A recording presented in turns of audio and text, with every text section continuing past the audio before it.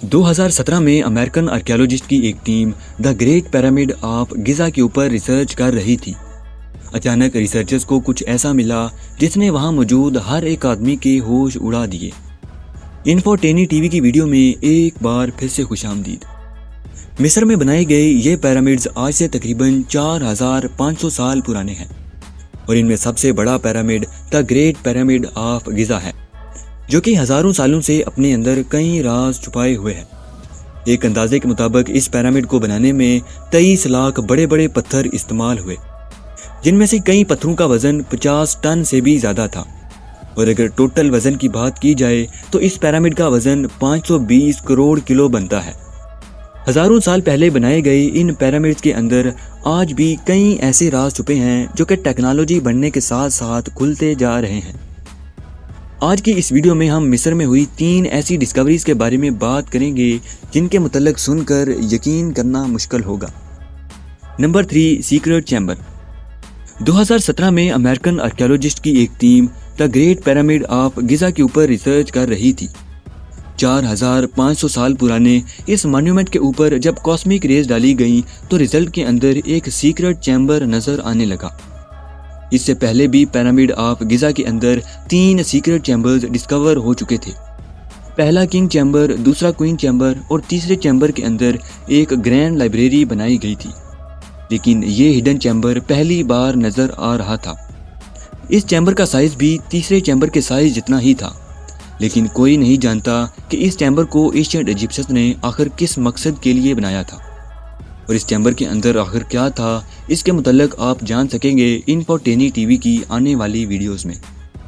Number 2, टूटनखामून camping bed. 1922 में जब archaeologist Howard carton ने टूटनखामून की मम्मी और उसका खजाना डिस्कवर किया तो साथ ही कुछ फर्नीचर भी मिला था।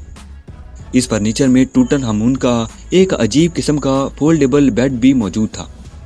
1922 में आर्कियोलॉजिस्ट की टीम ये मिस्ट्री सॉल्व नहीं कर सकी कि इतना ज़्यादा अमीर बादशाह जिसकी मम्मी भी सोने के ताबूत में बंद थी, वो अपने साथ एक सिंपल सा फोल्डेबल बेड क्यों रखेगा।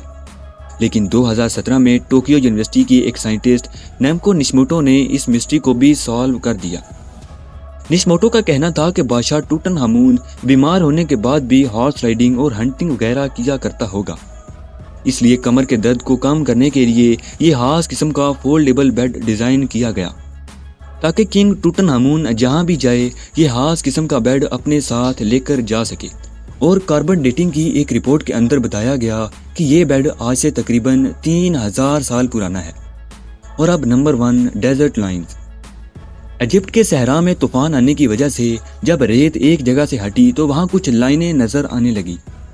साइंटिस्ट की टीम जब वहां पहुंची तो देखा गया कि वहां पत्थरों से बनाई गई छोटी छोटी दीवारें हैं और उनमें से कुछ दीवारों की लंबाई 40 किलोमीटर तक है।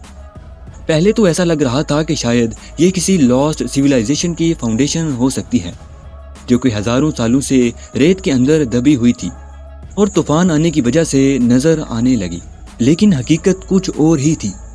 यूनिवर्सिटी ऑफ बेन गुरियन की एक रिपोर्ट के मुताबिक दीवारों के इस भूल भुलैये के अंदर रात के वक्त जानवरों को धोखे से बुलाकर फंसा लिया जाता और सुबह होते ही उन जानवरों को पकड़ लिया जाता था। लेकिन ये भी कहा जाता है कि इस मिस्ट्री के मुतल्लिक कोई भी सेटिस्फाइड थ्योरी मौजूद ही नहीं। वीडियो यहाँ तक देखने के लिए बेहद शुक्रिया। मिलते हैं अगली शानदार वीडियो के साथ।